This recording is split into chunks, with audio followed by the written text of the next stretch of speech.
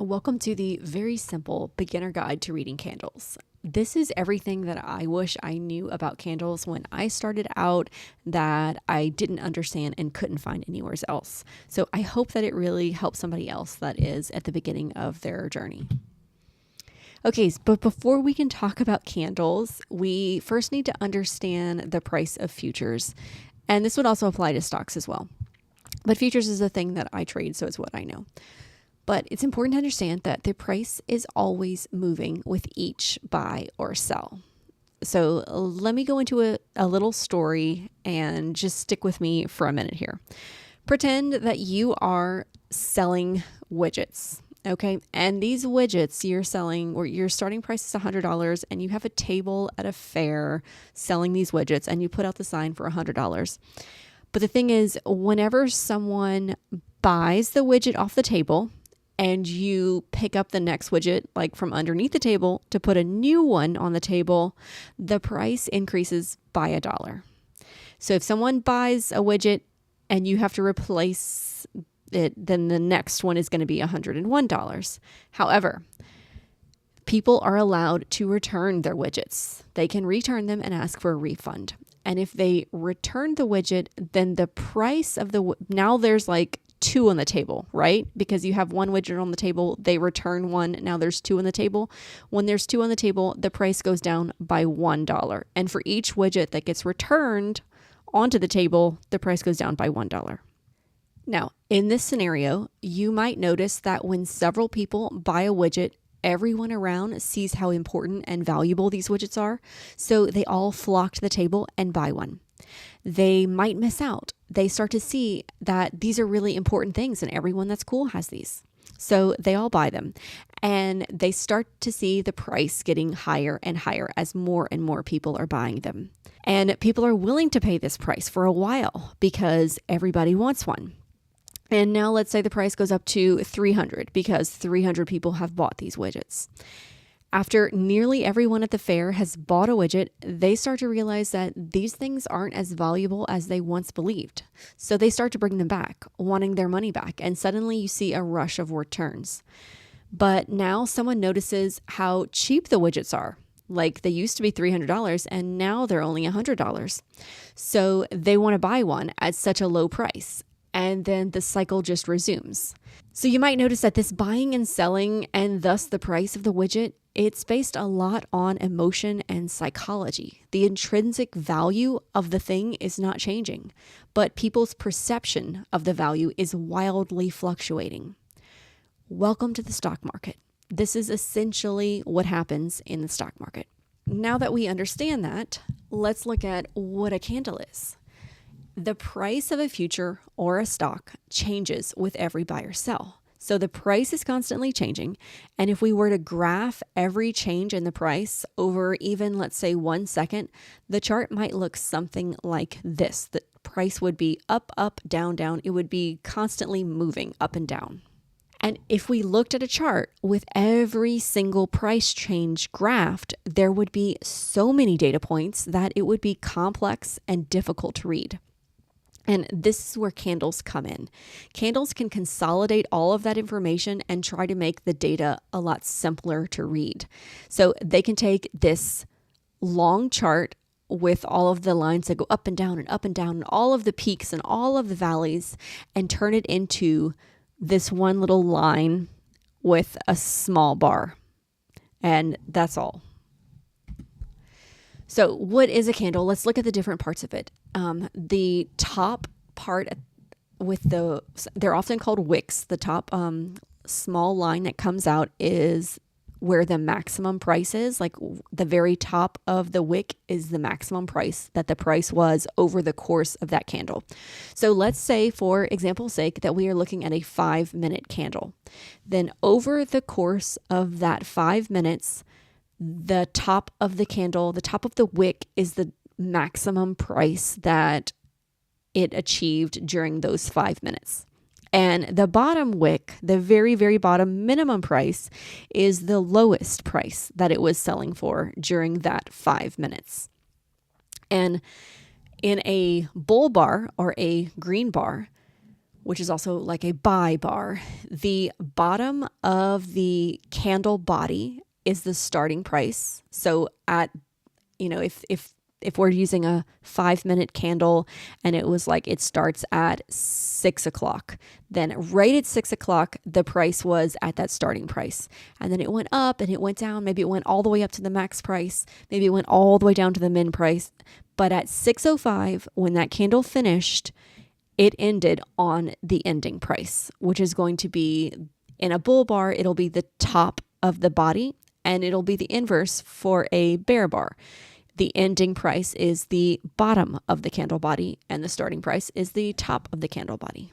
All we see is the bar, but within that bar, the price went down, it went up, it might have gone down and up and all over the place again, but it ended a little bit higher than its start in this example bar. So within each candle, there is an entire chart represented. And this is why charts are fractal. You may have heard that word before. And so in this example, you can see how I use the chart from the previous example where price goes up. And whenever we reach our peak in price over that 5 minutes, that's the top wick. And then whenever we reach our minimum of price over that 5 minutes, that's the bottom wick. And whenever we finally close out the 5 minutes, that is the bottom of the candle body. So let's talk about fractal for a second because I think it's important. So if we look up what fractal means, it's a curve or geometric figure, each part of which has the same statistical character as the whole. And another way of saying this is that a fractal is a never-ending pattern. It's the same pattern that's repeated over and over again in both smaller and larger scales. So just like how we saw all of that chart is in a candle, that candle is part of a chart. And that whole chart will look actually similar to the chart that's in the candle. So a 1-year chart is going to have the same patterns and consequences as a 5-minute chart or a 1-second chart. Like no matter what kind of chart you look at, they're all going to follow the same types of patterns. They're all going to have the same characteristics that you can find. So it really doesn't matter if you're looking at a 5-minute chart, if you're looking at a 1-minute chart, if you're looking at a 4-hour chart, it doesn't matter, or if you're looking at a 1-day chart or a 1-month chart. It doesn't matter what time period you're looking at. When you learn to read the chart and read the candles, it applies to every chart. So that's the good thing. So let's talk more about candles. The shape of each individual candle is not actually that important. And to explain why it's not that important, remember how we talked about how at like 6 o'clock is the start where the bottom of the candle body is, and then at 6:05 is the end where the top of the candle body is? Well, the price fluctuated in all of that time, but the shape of the body is all based on what happens at those exact times at the 5-minute time frames.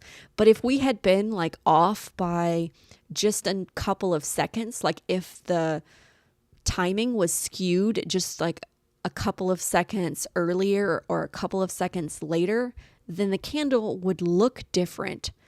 But just because the candle looks different, that doesn't mean that like the price is reacting differently. The candle just looks a little bit different. So that's why you can't, like, the shape of the candle, it's good to look at. It might give you some hints or some clues, but you can't like live or die by the shape of the candle. You can't make all of your decisions by it. So what's important is knowing where price is moving, and the candle is a quick and easy indicator of price action.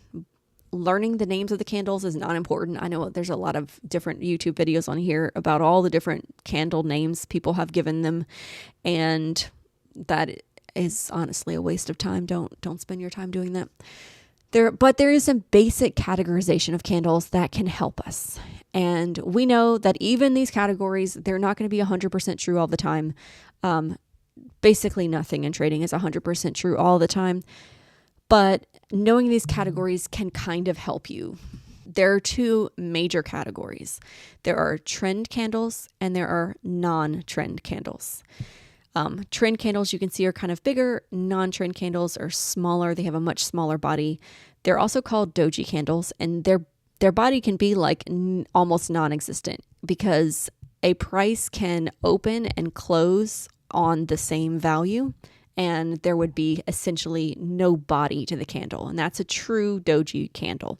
But also, if there's a small body, a lot of times we call that a doji candle too, because it basically means the same thing.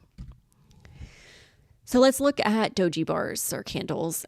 Another name for them is non-trend bars or candles. So these have no bodies or small bodies. So you can see their start and stop was very close together. The price, where the price started and where the price finished over the course of that, like if it's 5 minutes or 1 minute or whatever, over the course of that time frame, the price didn't move very much. They can have wicks on the top and the bottom, and they might be equal in size or they might not. So you might have a wick that's a lot bigger on the top or a lot bigger on the bottom. It doesn't matter. It's still a doji bar. They indicate that there is indecision in the market and that there's a near 50-50 chance that the bears or the bulls are in charge. So they don't really give us very much information about which direction the market is heading when we see these types of bars. If we were to look at the chart of a doji bar, like if we were to go down and look at the second by second or nanosecond by nanosecond, we would find a trading range took place over the course of the candle's time frame. The price went up, the price went down, the price went up, the price went down, but it basically starts and stops in the same place. Now, if a strong trend precedes a doji bar, then it can indicate a pause, like the market is deciding if it wants to continue with this trend or not. And so it might be a reversal, or it might just be like a small pause before the trend continues. The difference between a doji and a small body trend bar is subjective. So some people, like what you call a trend bar that has a small body, might be different from what I call a non-trend bar. And you just have to have experience in order to decide for yourself what you think you want to classify each as. Now let's talk about trend bars. These kind of bars or candles have bodies. So they may or may not have wicks. Sometimes they do and sometimes they don't. That's not important, but they have a body of some sort. They can indicate that the market is trending, at least for this very moment, in a direction. Now, that doesn't mean like they indicate that the market is going to continue the trend, but it means like for the time frame that that bar was, whether it's 5 minutes or a minute or a day, for that time frame, the market was trending. And larger bodies generally indicate more momentum in the trend direction. They can be good signal bars. And a signal bar is a bar that you decide to enter a trade on. Like I might see this trend bar and say, okay, this is a good place to enter. But it also depends on the previous price action. So you wouldn't want to just randomly enter because you see a trend bar. You want to look at what came before that bar. And the trend bar is like the thing that makes you pull the trigger. And within trend bars, there are lots of categories. And I mean, you can go way deeper than this. A lot of people do, but I have a few different types of these that I think are important and can give you hints and clues as you're trading. And some of those I think that are important are reversal bars, exhaustion bars, shaved head bars, inside bars, double top or double bottom bars. And in the next video, we're going to go over all of these different categories in detail. So make sure you watch the next video. I hope this one was helpful. If you have any questions, if anything wasn't clear, please let me know in the comments.